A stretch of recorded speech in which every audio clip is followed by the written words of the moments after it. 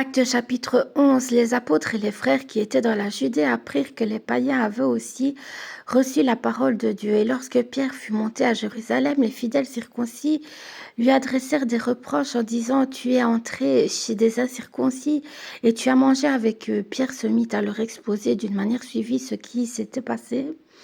Il dit « J'étais dans la ville de Jopé et pendant que je priais, je tombais en extase et j'eus une vision.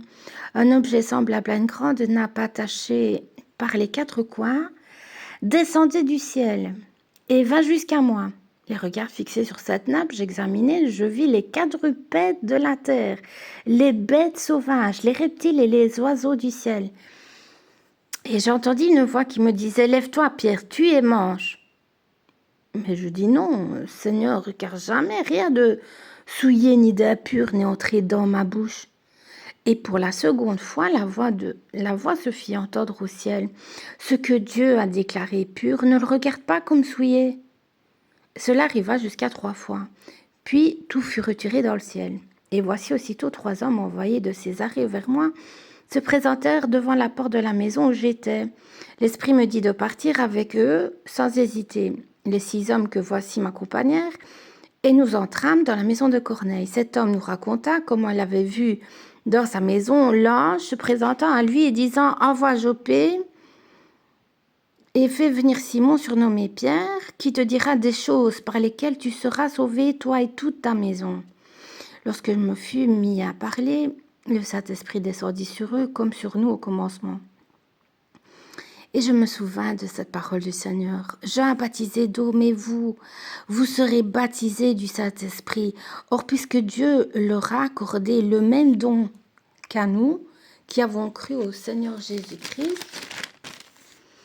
pouvais-je, moi, m'opposer à Dieu ?» Après avoir entendu cela, ils se calmèrent et glorifièrent Dieu en disant « Dieu a donc accordé la repentance aussi aux païens afin qu'ils aient la vie. » Ceux qui avaient été dispersés par la persécution survenue à l'occasion d'Étienne allèrent jusqu'en Phénicie, dans l'île de Chypre et à Antioche, annonçant la parole seulement aux Juifs. Il y eut cependant parmi eux quelques hommes de Chypre et de Cyrène qui, étant venus à Antioche, s'adressèrent aussi aux Grecs et leur annoncèrent la bonne nouvelle du Seigneur Jésus. Et la main du Seigneur était avec eux, et un grand nombre de personnes crurent et se convertirent au Seigneur. Le bruit en parvint aux oreilles des membres de l'église de Jérusalem, et ils envoyèrent Barnabas jusqu'à Antioche. Lorsqu'il fut arrivé et qu'il eut vu la grâce de Dieu, il s'en réjouit, et il les exhortait tous à rester d'un cœur ferme, attachés au Seigneur. Car c'était un homme de bien, plein du Saint-Esprit et de foi. Et une foule assez nombreuse se joignit au Seigneur. Barnabas se rendit ensuite à Tars pour chercher Saul, et l'ayant trouvé, il l'amena à Antioche. Pendant toute une année, ils se réunirent aux assemblées de l'Église et ils enseignèrent beaucoup de personnes.